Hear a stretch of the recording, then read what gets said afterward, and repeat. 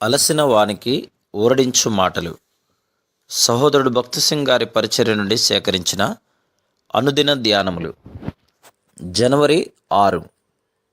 నీవు సమస్త క్రియలను చేయగలవు.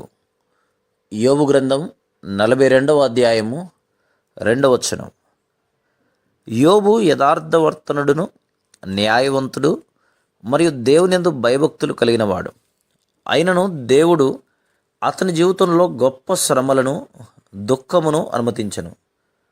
అకస్మాత్తుగా 24 గంటల సమయంలోనే అతని పిల్లలందరూ చనిపోయారు. అతడు పశువులన్నిటినీ, గొర్రెలన్నిటినీ, ఒంటెలన్నిటినీ పోగొట్టుకొనెను. దీని పిమ్మట అతని శరీరమంతయు కురుపులతో కప్పబడి ఉండెను. అతని భార్య అతని భక్తిని బట్టి అతనిని పరిహసించెను. అతని స్నేహితులు తప్పుగా నిందించనారంభించిరి. ఇలాంటి ఘోర విపత్తులన్నిటి మధ్య ప్రభువు యోబుకు వాస్తవమైన వాడుగా అయ్యను. అటువంటి సమయంలో అతని శ్రమలు భరించలేనివిగా ఉన్నప్పుడు దేవుడు ఎందుకు ఇలాంటి పరిస్థితులను అనుమతించుచున్నాడని తన అసమర్థతను వెల్లడి చేయుచున్నాడు. అయితే దేవుడు యోబుకు ముఖాముఖిగా ప్రత్యక్షమైనప్పుడు తన ఎడల దేవునికి గల 3 అంతల సంకల్పమును కనుగొనెను. మొదటిగా, ఆ సమయంలో యోబు కలిగి ఉన్న దానికంటే అత్యధికముగా అతనికి ఇవ్వవలనని దేవుడు కోరెను.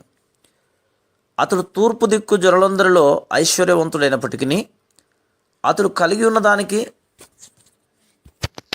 రెట్టింపు ఇవ్వవలనని దేవుడు కోరెను. రెండవదిగా, అతని శ్రమల ద్వారా దేవుడు అతనికి నిజమైన జ్ఞానమును ఇవ్వవలనని కోరెను. అతని స్నేహితులు అతనిని బుద్ధిహీనుడని, తాము అతని కంటే జ్ఞానులమని ఎంచిరి. సర్వశక్తుడు వారి ఎదుట ప్రత్యక్షమైనప్పుడు యోబు మాత్రమే ఆయనను గుర్తించి ఆయనను ఆరాధించెను. కావున ప్రభువు యోబు మాత్రమే జ్ఞాని అనియు, వారందరూ బుద్ధిహీనులనియు రుజువు చేసెను. యోబును దేవుడు అంతకు మునుపు కంటే జ్ఞానం గలవానిగా చేసెను. మూడవదిగా, దేవుడు యోబుకు ఎలాగూ ప్రార్థించవలనో నేర్పించగొరెను. ఇప్పటి వరకు అతడు తన కుటుంబం నిమిత్తమే ప్రార్థించెను.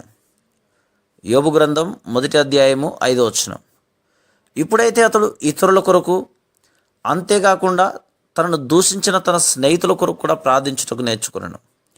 యోబు గ్రంథం 42వ అధ్యాయము 8-10 వచనములు. దేవుడు నీ జీవితంలో బాధాకరమైన పరిస్థితులను అనుమతించినప్పుడు నిరాశ చెందకము. ఆయన ఈ సంవత్సరంలో నిన్ను అత్యధికముగా ఆశీర్వదించవలననియు, 2 అంతల ఆశీర్వాదం నివ్వవలననియు కోరుచున్నాడు. ఆయన నీకు అధిక జ్ఞానమును అనుగ్రహించవలననియు, నిన్ను తనకు అత్యంత సమీపముగా తెచ్చుకునవలననియు, మరియు నీకు ప్రార్థించుట నేర్పవలననియు కోరుచున్నాడు.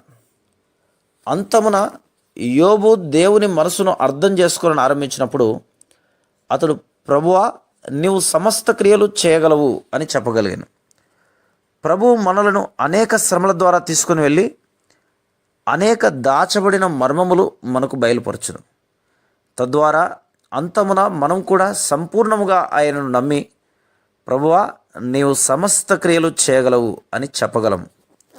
Praise the lord.